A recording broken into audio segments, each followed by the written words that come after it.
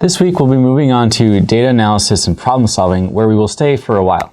We're going to start with basic statistics. These are things you've probably heard of: mean, median, range, and mode. So we're going to start with an example. Dr. Christina's team of scientists conduct a study on the specific gravity of a collection of rocks.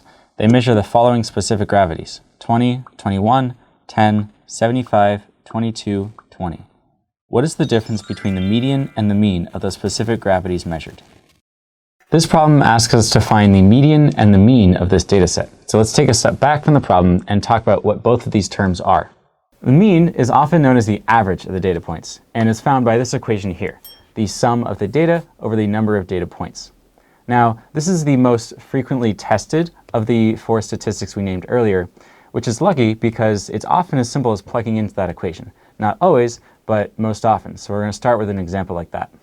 So plugging into this equation for our example here, we look at the sum of data, which is just adding together the numbers we're given, and then the number of data points, we just count 6, and then we evaluate this big expression here, and we get that our mean is just 33.6. Now to median. Median is not quite as straightforward as the mean is. It's not quite a formula, it's a method. Median is the middle of our data set. So to find the median, we need to start by reordering our data. Specifically, we need to reorder our data from least to greatest. So taking the data set we have here and doing so gives us this list here. And so, having it ordered from least to greatest, we simply start from the left and right and cross out numbers to get down to the middle.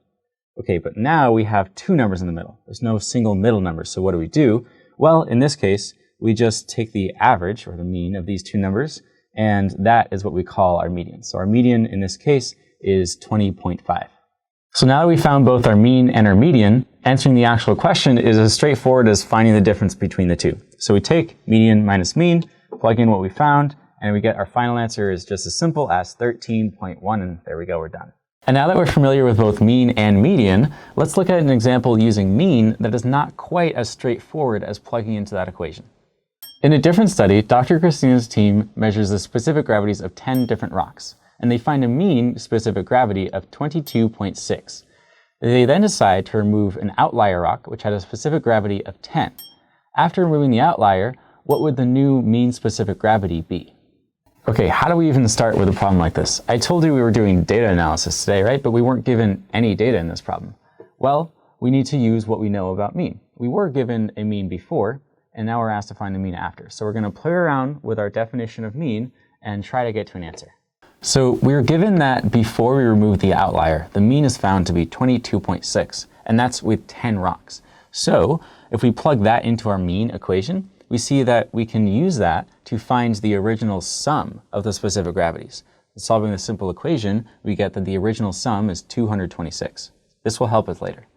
Now let's actually find our new mean, again plugging into the formula sum over number of data points. So what is our new sum? Well, we can take our old sum and then just subtract away our outlier value, which in this case is 10.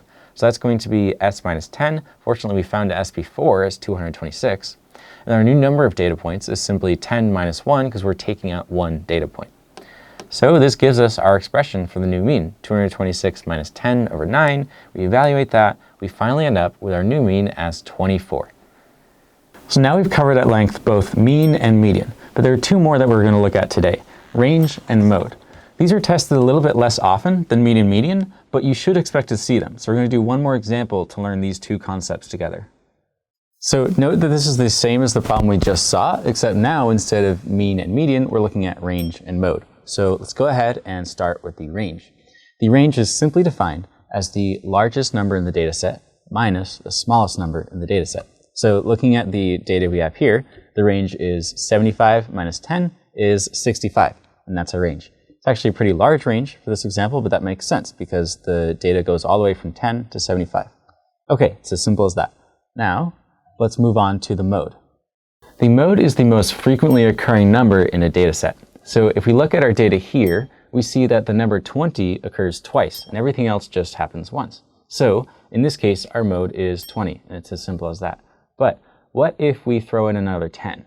Well, in that case, now we have two 10s and two 20s. So what would our mode be? It's as simple as saying, well, we have two modes, 10 and 20.